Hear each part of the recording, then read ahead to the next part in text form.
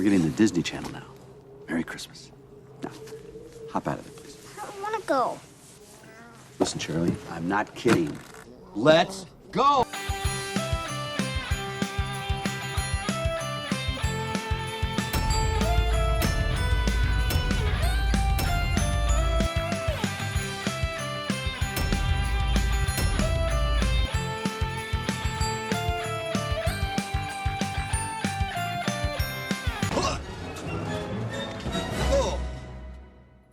Remember when Disney didn't try to blow themselves during each opening movie logo? If the Santa Claus had come out these days, they'd have put the Magic Kingdom castle in the middle of the North Pole, with like hot rods and calendars with women in bikinis scattered around it to appeal to Tim Allen's demographic. Firstly, Jeremy complains about the opening logo is cliche.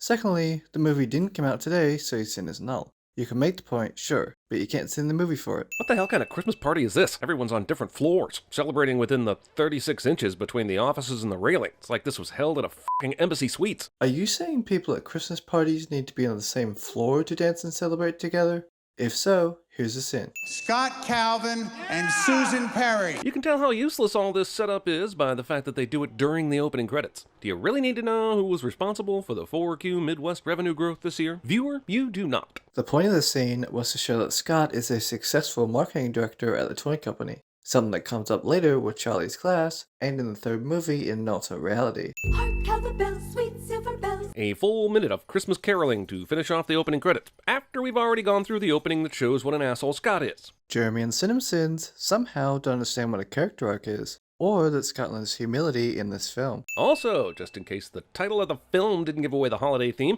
movie hits the audience over the head with Christmas so hard in the first 3 minutes that we all need eggnog ice packs. So you're seeing a Christmas movie for establishing it's a Christmas movie early? Sure, that makes sense. Judge Reinhold isn't masturbating to an imaginary Phoebe Cates in this scene. Also, just 3 years prior, Judge Reinhold probably would have been the lead in this film, but now he's playing second fiddle to the f***ing guy from Home Improvement. I like to believe that that is the inspirational juice he's putting behind this sarcastic wave. Jeremy makes 2 PCRs, and says something weird and sexual cliche. Also, he's a trained actor and is just following director's cues. You going to your mom's for dinner? Actually, we're going to be with Neil's family. Ah, Christmas at the Pound. Oh! Remember how charming Tim Allen was back in the day? Really, besides Buzz Lightyear, this was every f***ing character he did. A crass dickhead that says whatever he wants and thinks he's super funny, and eventually turns out to have a heart. Otherwise known as CinemaSins, without the character arc and having heart stuff. And who gave you permission to tell Charlie there's no Santa Claus? Considering how loud Scott is talking right now, he's pretty much taking care of that himself. Loud? He's just speaking in a normal indoor tone. How's this for loud?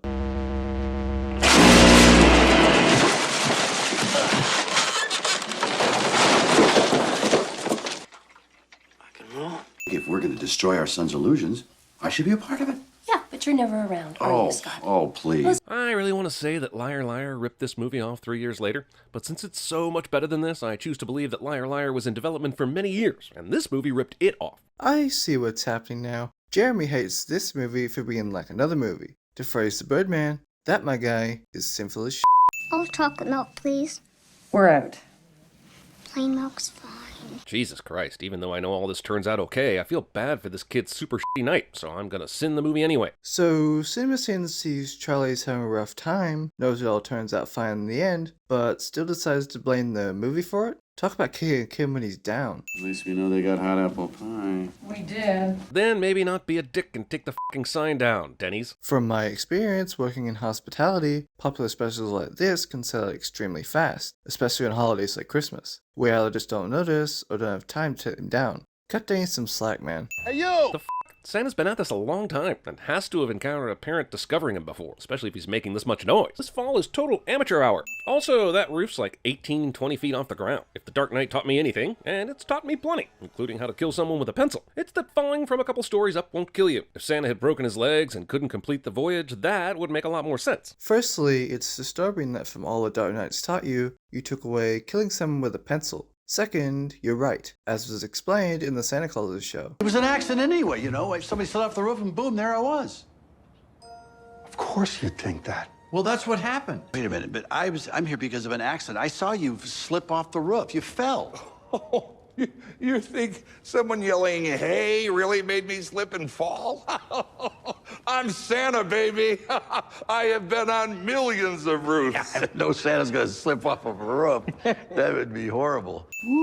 Yep, he's done killed Santa, and if the movie took a hard left turn into a horror movie from this point on, I'd be much more interested. But the movie didn't do that, so why call it a sin? It's clearly established itself as a family Christmas movie from the start. You got him! Man, Charlie's displaying some disturbing bloodlust in his early years. Not really. Directly after this, he also says, It is Santa! You killed him!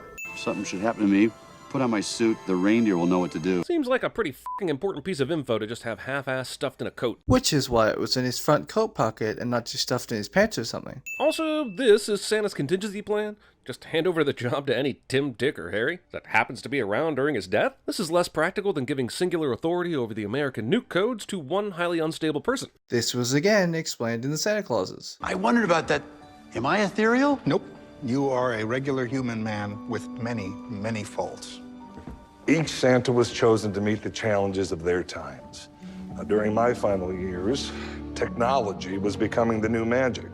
I thought only a human could meet the new challenges. A special human. But wait a minute. Am I the first human Santa? I thought a human Santa could raise his family in the North Pole, and perhaps those kids would inherit the magic of the North, making the passing of the torch less up to the whims of a bunch of pompous ethereals. I understand not everyone in this condo complex would wake up when Santa landed, but Scott and Charlie have made a lot of noise out here, so why isn't that waking anyone else up? Some people are just heavy sleepers, you know? Charlie had to practically shake Scott awake when Santa's sleigh was banging on the roof. If people can sleep through thunderstorms, construction work, and fireworks, they can sleep through this. Dad, he disappeared! I look forward to the end of the movie, when, after defeating the Empire, Scott will be visited by Santa's Force Ghost, who will be beaming with pride. It's funny, because that's kind of what happened in the Santa Clauses show. But still, Jeremy makes a PCR. So it's the night before Christmas. The man standing last was convinced to play Santa by a rogue reindeer's gas? Actually, Charlie convinced him, but I see you were trying for a joke there. Still sending you for that PCR. And the terrible joke. What the f*** is up with these effects? You might say it's only 1994, but then I would say we're only 3 years removed from T2 and 1 year removed from Jurassic Park, so f*** off. The difference is those were from different companies. T2 was from a bunch of companies including Sony, Jurassic Park was from Universal, and this was from Disney.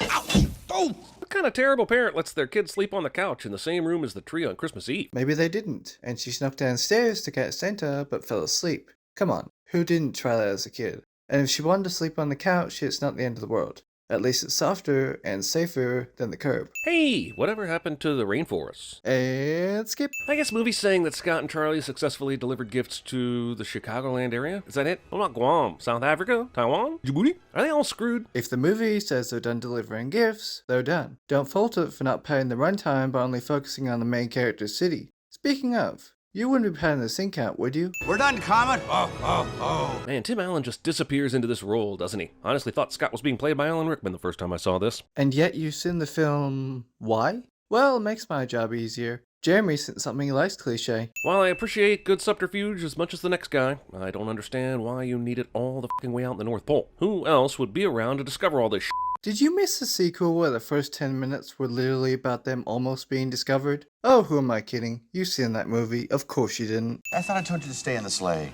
Who's this? This brings up an interesting question. If the new Santa is required to take over for the old Santa, what if the new Santa has, like, a really important job that saves a lot of lives? He's gotta leave that shit? Also, what if he's taken over by a woman or a kid? The sequel's all about the Mrs. Claus, so what would happen then? My point is that everyone involved with this movie was way too busy handling that mountain of cocaine than putting any actual thought into the script. As explained in the Santa Clauses show, the Clauses were built for Scott. The clauses were created to guide you. The Santa Claus, the Mrs. Claus, all of them. If I'd known at the time, I would have put in the less talking clause. Then you're the new Santa. In putting on the hat and jacket, you accepted the contract. This is a f***ed up way to run a popular holiday, man. Also, Scott doesn't immediately tell him that he didn't wear the hat, just the jacket, so the contract is null and void. Not null and void. Bernard means hat, metaphorically. The card/contract only told him he had to put on the suit, not suit and hat. Besides, he loses the hat later in the film and nothing happens. Tim the Tool, man. Jeremy the PCR, man. Dad, you gotta see this place! You better come take a look at this cliche. Not again. Why are Scott's pajamas a perfect fit? We've seen that Santa outfit was huge on him, and Judy definitely gave him official Santa's PJs. Did the original Santa squeeze his fat ass into these things? When did Judy say she gave him the Santa's PJs? Plus, the movie says they're a perfect fit, so they are. Also, as I said, the Santa Claus has already explained that the role was made for Scott. I see it, but I don't believe it. Really? Because I can totally believe this is an obviously painted backdrop you're looking at. Jeremy applies real-life logic to a kids' film cliche. Again. That's the new Santa. The regular Santa fell off the roof. Then Dad put on the suit. I'm not sure exactly how old Charlie's supposed to be, but I am sure he's at least my mom and stepfather aren't going to believe me when I tell them Dad's the new Santa years old. That's what the film is all about. Charlie is the one who knows the truth despite everyone belittling him and helps Scott believe at the end. Believing is seeing, goddammit. Can I ask Dad to go first? If that's how you feel, Charlie. What kind of monster kid invites 3 of his parents for career day, letting at least 2 of them present? Is he trying to mock the other kids from single-parent households? Not Charlie's fault. Laura and Neil probably came anyway to keep an eye on Scott, as they don't quite trust him. Plus, families come in all shapes and sizes, so who cares? Also, isn't the whole thing about Scott that he's distant and never there, but he's here in midday at school for career day? Why are you sending a parent who realizes he messed up and wants to be there for his kid? Character development. Bobby, we don't say stupid. And we don't say elves. They're little people. I almost want to take a sin away for the masterful casting of Mary Gross, but then I'd have to be that guy that took a fucking sin away from the Santa Claus, so... You know what this is for. Serious question. Was this look this popular in 1994, or was it a pure accident that Wendy Crewson looks exactly like Uma Thurman in Pulp Fiction? Oh my God, who the hell cares? How can one man, in one night, visit all the children of the world? And I think there's some sort of time continuum that breaks down what Santa's in the sleigh. Just go ahead and say yada yada, kid. Not for Santa himself, just for this movie. A kid being wise beyond his years is a sin now? I think Yada missed the point. I mean, you're not listening. We are very concerned about this. Concerned about what? I gotta side with Scott in this case. Charlie is a young kid who has a very healthy and active imagination. There had to be many more interesting directions they could have taken this story, instead of just sticking with the concerned, non-believing parents storyline that even sitcoms at this time would have avoided. CinemaSins, a channel that sins movies for not having realism, is sinning a movie for having realism. Ah, how the turns have tabled. Calvin. Oh yeah, remember that super important job that dominated Scott's life, but we haven't seen him at for the last half of the movie? Seriously, how long has it been since these assholes have seen him? And now the Santa Claus thing is dominating his life. He also wants to be there for Charlie more. All we gotta do is develop a basic, simple, inexpensive toy. Calvin, can I see you outside a minute? He's making boss pissed. He's tanking his price. You're gonna find out who's the fraudulent type. Santa Scott, he sucks with this crown. The hell are you doing? You're bleeding from my ears. I don't know what's happening to you.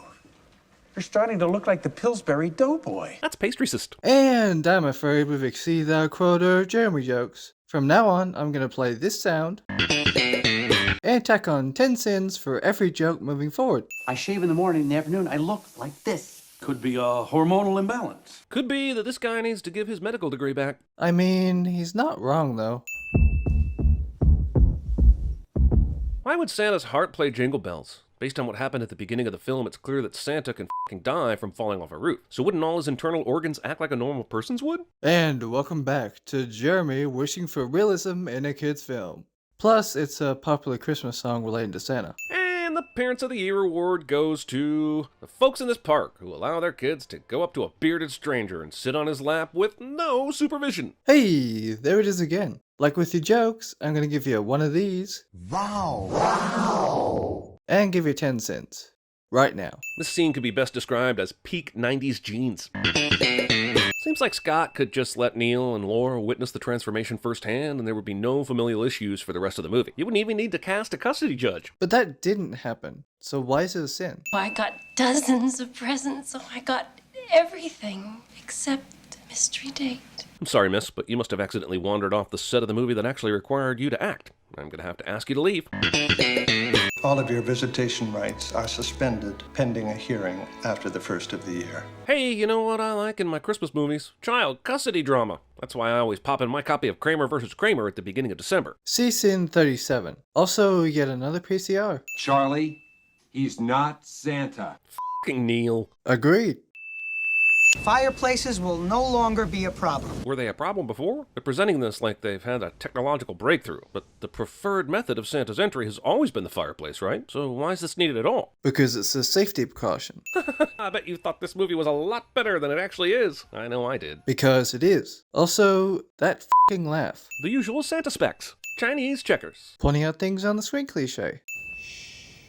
You're fatter this year. Jesus Christ, stop letting this kid sleep in the living room right by the tree. Oh, Jesus Christ, just cease in 20 already. Look, there's Mom and Neil's street. I know, it's like you're once again staying in the city limits of Chicago for this entire night. And once again, you're sinning it, when you should just cease in 22. Discount Dennis Franz. Jeremy makes it. I love you, Santa Claus. I love you, son. So, are Neil and Laura just cool with Scott now? Just a few hours ago, they had his ass arrested. But they're good with all this playing out? Why? After they see Scott's tearful goodbye with Charlie, his selfless act of letting Charlie stay with them when he was being selfish all movie, and that Laura burnt the custody papers, yes, they are. Stop manipulating your audience. Actually, I think it's a much better idea that you stay here with your mom and Neil.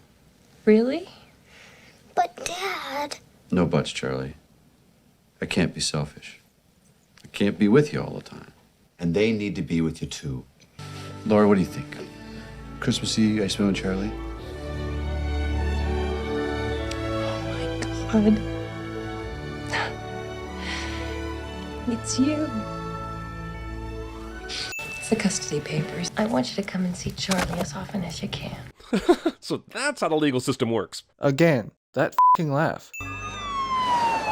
Man, they're devoting a lot of police force to this non-violent jolly suspect who hasn't been proven to have done anything criminal. What is this, the fucking Blues Brothers? According to what you said earlier, Scott kidnapped Charlie. Even though Dad essentially kidnaps kid and scares the fuck out of the mother, everything will work out okay in the end and all will be forgiven cliché. That's all the police knew when Laura called them on Scott earlier. They're obligated to take every phone call seriously. Also, another PCR.